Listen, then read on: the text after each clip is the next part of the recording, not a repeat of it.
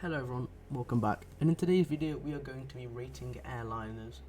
We have got 8 tiers starting with S tier, A tier, B tier, C tier, D tier, F tier, G tier and special. So if you guys do enjoy the video, please do leave a like and subscribe, and let's get straight into it. So we are starting off with the 707. Personally, I think it's an amazing aircraft. Obviously there's like none of them around anymore, but they really did start off the whole Boeing. They pretty much started off Boeing and caused their big boom into the market. So I'm going to put this one at the special tier because it is pretty much like the OG, like the original airliner. So next we've got the 717. This is mainly used by Hawaiian for island hopping, but I think it's a very good aircraft. I mean, it has very good like short haul capabilities, but no one really talks about it. So I think I'd put it over in I don't know. I'll put it in C for now. Not my favourite, but it's very good. Then the 727, you don't really hear much about this one. Again, it's not a very popular aircraft, and most of them don't really fly around anymore, but it's not really overrated either. I'll probably put it over in reliable here. So next is the 737, which is the staple of many airlines, for example Ryanair, or I don't know, Ryanair, was it Southwest, and Jet2 as well. It's a huge staple for them. This is like one of the most used aircraft in the world and has been reliable to some extent. Of course, some types like the Maxes have had their different issues, but really I think it's a good aircraft, so I'll put it in probably top of great, maybe not legendary. Next we have the Queen of the Skies, possibly the most iconic airliner of all time, an aircraft which everyone loves, that was used by many airlines, but nowadays obviously being pushed more into cargo and retirement. But I think just because of its status and because of its like popularity and just the fact that it's been around for so many years now, I'll put it in legendary because it's just a staple of aviation in my opinion. Next we have an aircraft which isn't really talked about much, which is the 757, which is known as a Ferrari of the skies. It's an amazingly like rapid aircraft. It's very fast. I mean, on takeoff, the pilots have to like remove the flaps pretty much instantly. But I think it's a very good aircraft. Not used by many airlines, but overall I think it's a solid aircraft. So I'll put it top of reliable. Next we have the 767, which is a staple of airlines like Delta, which is, you know, another amazing Boeing aircraft, which has had its success and is mainly used by cargo nowadays. But I really like it personally. I think I'm going to put it in great, but not the top of great, up there. Next is the 777 with the amazing GE90 engines. I've flown on the 777 before, used worldwide by many airlines, the most powerful dual engine aircraft. It is honestly amazing, so I think I'd probably put it up towards great. Next we have the 787, which I'm not the biggest fan of actually.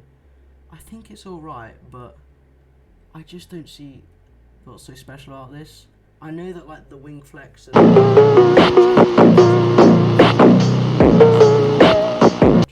that's why I'm putting it in mid, but it has had its great success.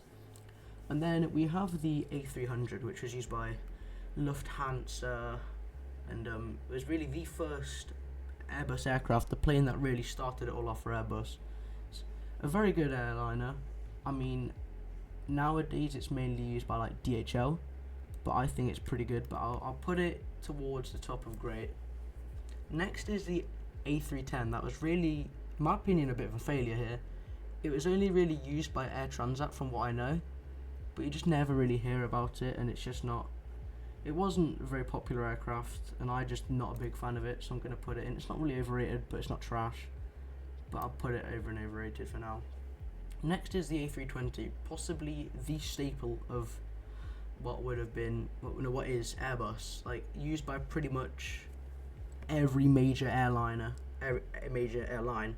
which I can think of, apart from things like, you know, Emirates and yeah, Emirates really the ones which I can think of just off the top of my head that don't really use them. Used by, you know, the likes of, let me think, EasyJet, British Airways, what else? Iberia, Air France. It's honestly a very popular and amazing aircraft in my opinion, with a very good safety record as well. So I'm going to put it in great, I'll put it pretty much equal with the 737 Air. Next is the A330, which is an aircraft which I don't think is talked about too much, but I still think it's a very good aircraft, you know. It's got good capabilities, it's reliable. I don't know how many crashes it's had, but I don't think it's had many. I think it's a pretty solid airliner used by many airlines. So I'm going to put it over in reliable. It's not amazing like these ones up here, but I still think it's very good. Moving on, we have the A340, what is now a retired aircraft for most, which is used by a bit of cargo but not much. It's a very interesting airline. I think I like the landing gear, how it's kind of like in the DC-10 MD-11-esque landing gear with the one in the middle. But I think it's a very solid aircraft and an icon of aviation in my opinion, so I'll put that up in great up there. Next is the A350, which is an aircraft which has really took over the new aviation industry in my opinion. It's very good. I mean, launching with Qatar, and now Emirates have now announced that they're using the A350. I think it's a pretty solid airliner which has got a very good safety record of only one fatal crash, but no one actually died on said aircraft. It was on the other aircraft, which was a Coast Guard Dash 8, I'm pretty sure, that came into the runway when they were going to land. So, you know, that was JL516, I'm pretty sure. Hasn't been fully investigated yet, I think. But I think it's a very good airliner, and I'm going to put it in reliable or bottom of great. Next is the A380. I think it's a good airliner myself, having flown on it before. It's obviously, you know, a big thing, so in my opinion it's a staple of Airbus, but it's a pretty solid airliner with, I don't think it's had any crashes actually. Well, it had one incident with Qantas, but nothing happened there, so I'm going to put it in great, but I do think that the fan base does bring it down a little bit, so I'll put it there for now. Next is the DC-1, an aircraft which I don't really know much about, but of course inspired the likes of DC-10 and the DC-3, so I'd say it's a good airliner. I think I'll probably put it in reliable for now. Next is the DC-10, which is an airliner that's been shrouded with hate and all of the negative side of it. However, it was a beautiful airliner, and I just think it's an amazing airliner. Of course, as many people think of it as, what was it? It's known as, like, you know, the death machine. Many people don't like it, but I still think it's very good, regardless of its safety record. So I'm going to put it up in great. Next is the DC-3, which was a staple of propeller-driven airliners here.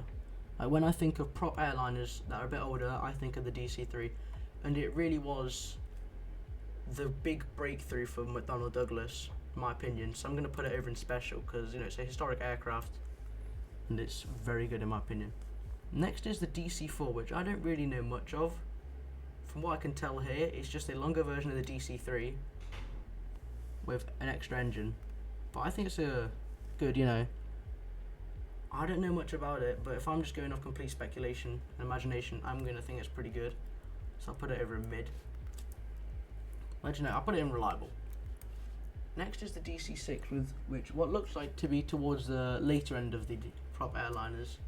With DC-6, I think that had a crash, or it might have been the DC-9 that had that cargo incident a while ago, but I don't know much about it, so I can't really give you a valid opinion on it, so I'm just going to whack it somewhere in the middle, like top and mid.